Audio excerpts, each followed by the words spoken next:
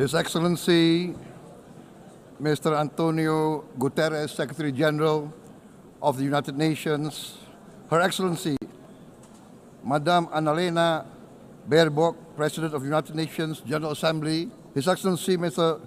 Moses Abelian, Under-Secretary General for General Assembly and Management, Excellencies, Heads of States, Heads of Governments, distinguished delegates, ladies and gentlemen. It is indeed a great honor for me to stand in this august General Assembly Hall among leaders and representatives who represent almost all of humanity. We differ in race, religion, and nationality, yet we gather together today as one human family.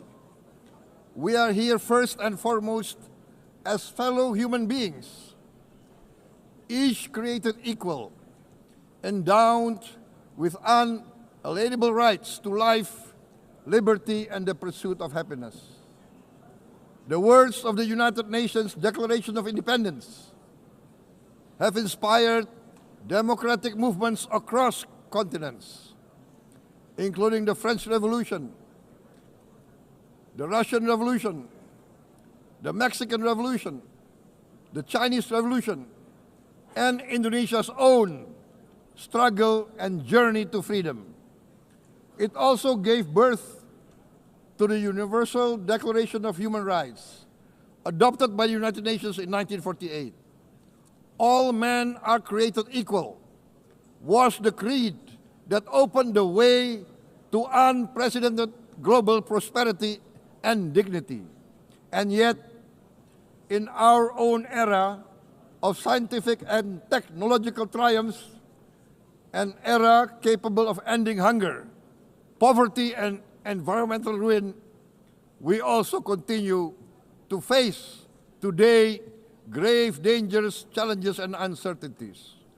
Human folly, fueled by fear, racism, hatred, oppression, and apartheid, threatens our common future. My country knows this pain.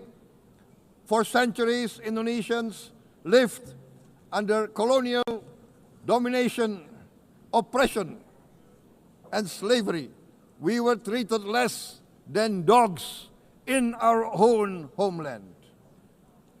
We Indonesians know what it means to be denied justice and what it means to live in apartheid, to live in poverty, and to be denied equal opportunity. We also knew what solidarity can do in our struggle for independence, in our fight to overcome hunger, disease, and poverty. The United Nations stood with Indonesia and gave us vital assistance. Decisions made here based on human solidarity by the Security Council and this Assembly gave Indonesia independence, international legitimacy, opened doors, and supported our early development through the efforts of the United Nations Children Fund, the United Nations Food and Agriculture Organization, the FAO, the World Health Organization, and many, many other United Nations institutions. And because of that, Indonesia today stands on the cusp of shared prosperity and greater equality and dignity. Madam President, Excellencies, our world today is driven by conflict, injustice, and deepening uncertainty. Every day we witness suffering, genocide, and blatant disregard for international law and human decency. In the face of these challenges, we must not give up. As the United Nations Secretary General said, we cannot give up. We cannot surrender our hopes or our ideals. We must draw closer, not drift apart. Together we must strive to achieve our hopes, our dreams. The United Nations was born from the ashes of the Second World War that claimed scores of millions of lives. It was created to secure peace, security, justice, and freedom for all. We remain committed to internationalism, to multilateralism, and to every effort that strengthens this great institution. Today, Indonesia is nearer than ever before to meeting the sustainable development goals of ending extreme poverty and hunger. Because years ago, this very chamber chose to listen and uphold social and economic justice. We will never forget. And today, we must never be silent while Palestinians are denied that same justice and legitimacy in this very hall. Excellencies, Thucydides warned, the strong do what they can, the weak suffer what they must. We must reject this doctrine. The United Nations exist to reject this doctrine. We must stand for all, the strong and the weak. Might cannot be right. Right must be right. Indonesia today is one of the largest contributors to United Peacekeeping Forces. We believe in the United Nations. We will continue to serve where peace needs guardians, not with just words, but with boots on the ground.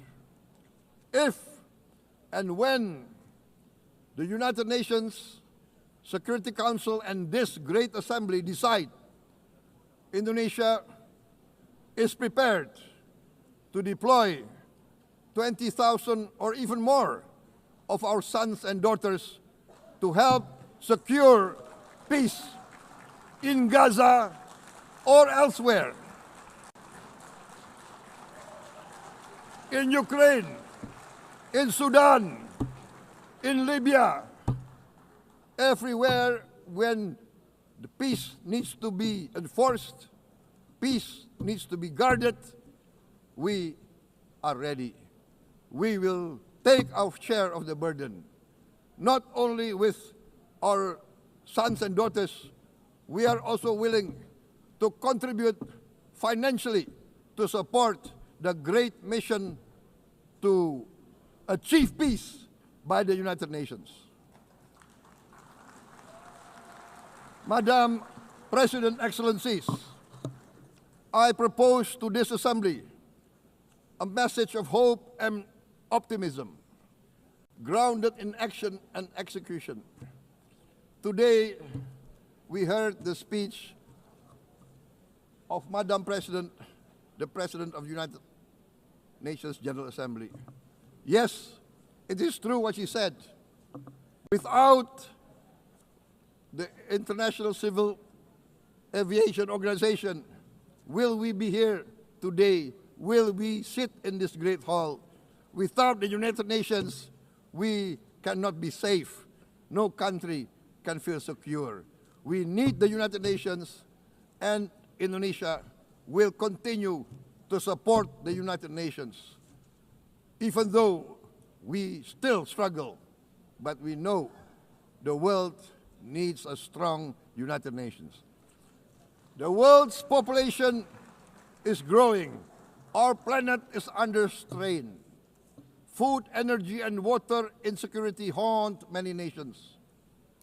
We choose to answer these challenges directly at home and to help abroad wherever we can. This year, Indonesia recorded the highest rice production and grain reserves in our history. We are now self-sufficient in rice, and we are starting now to export rice to other nations in need, including providing rice for Palestine. We are building resilient food supply chains, strengthening farmer productivity, investing in climate-smart agriculture to ensure food security for our children and for the children of the world. We are confident in a few years' time, Indonesia will be the granary of the world. As the world's largest island state, we testify before you that we are already experiencing the direct consequences of climate change, particularly the threat of rising sea levels. The sea level on the north coast of our capital city is increasing by 5 centimeters every year. Can you imagine in 10 years? Can you imagine in 20 years? For this, we are forced to build a giant seawall, 480 kilometers in length. It will take us maybe 20 years, but we have no choice. We have to start now. Therefore, we choose to confront climate change not by slogans, but by immediate steps. We are committed to meeting our 2015 Paris Agreement obligations.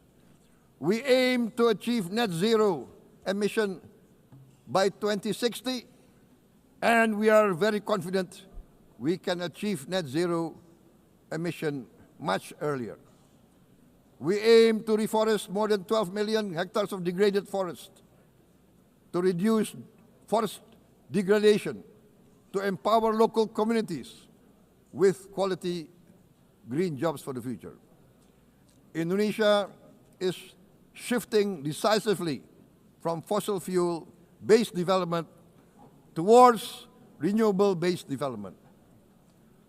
From next year, most of our additional power generation capacity will come from renewables. Our goal is clear: to lift all of our citizens out of poverty and make Indonesia a hub for solutions to food, energy, and water security. Madam President, Excellencies, we live in a time when hatred and violence can seem to be the loudest voices. But beneath this loud noise lies a quieter truth, that every person longs to be safe, to be respected, to be loved, and to leave a better world to their children. Our children are watching. They are learning leadership not from textbook, but from our choices. Today, still, a catastrophic situation in Gaza is unfolding before our eyes. At this very moment, the innocent are crying for help, are crying to be saved. Who will save them? Who will save the innocent? Who will save the old and women? Millions are facing danger at this very moment. As we sit here, they are facing trauma. They are facing irreparable damage to their bodies. They are dying of starvation. Can we remain silent? Will there be no answer to their screams? Will we teach them that the human family can rise to the challenge? Madam President, we must act now. Many speakers have said that. We must stand for a multilateral order where peace, prosperity, and progress are not the privilege of a few, but the right of all. With a strong United Nations, we can build a world where the weak do not suffer what they must, but live the justice that they deserve. Let us continue humanity's great journey of ideals, the selfless aspirations that created the United Nations. Let us use science to uplift, not use science to destroy. Let rising nations help others to lift themselves. I am convinced that the leaders of the great world civilizations of the West, of the East, of the North, of the South, leaders of America, Europe, of India, China, the Islamic world, the whole world, I am convinced they will rise to their role demanded by history. We are all hopeful that the leaders of the world will show great statesmanship, great wisdom, restraint, humility, overcome hate, overcome suspicion. Madam President, distinguished delegates, we are greatly heartened by the events of the last few days, where significant leading countries of the world have chosen to side with history, to choose the right side of history, the path of the moral high ground, the path of rectitude, the path of justice, the path of humanity, to shun hatred, to overcome suspicion, and to avoid the use of violence. The use of violence will beget violence. No one country can bully the whole community of the human family.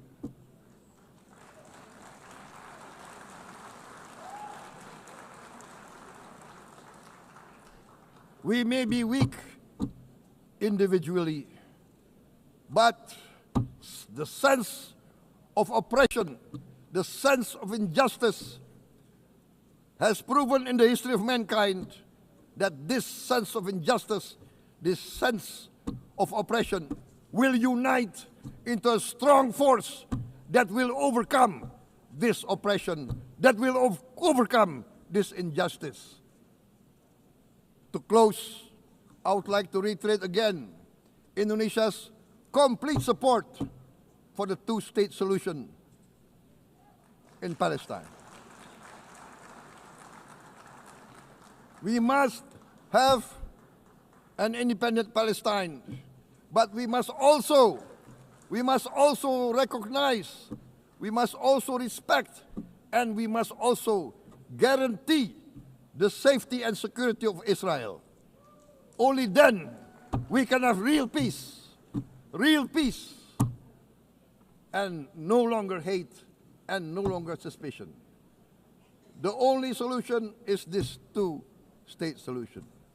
Two descendants of Abraham must live in reconciliation, peace, and harmony.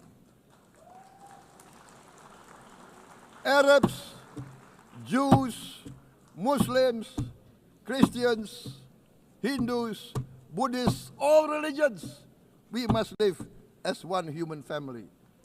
Indonesia is committed to being part of making this vision a reality.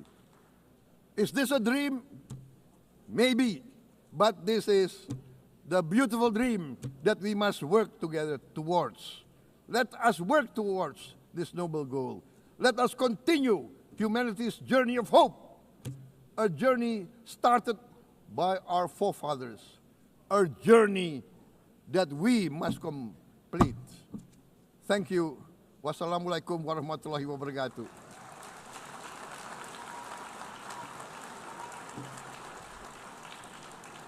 Shalom. Om Santi, Santi, Santi Om. Namo Buddhaya. Thank you very much. May God bless us all. May peace be upon us. Thank you very much.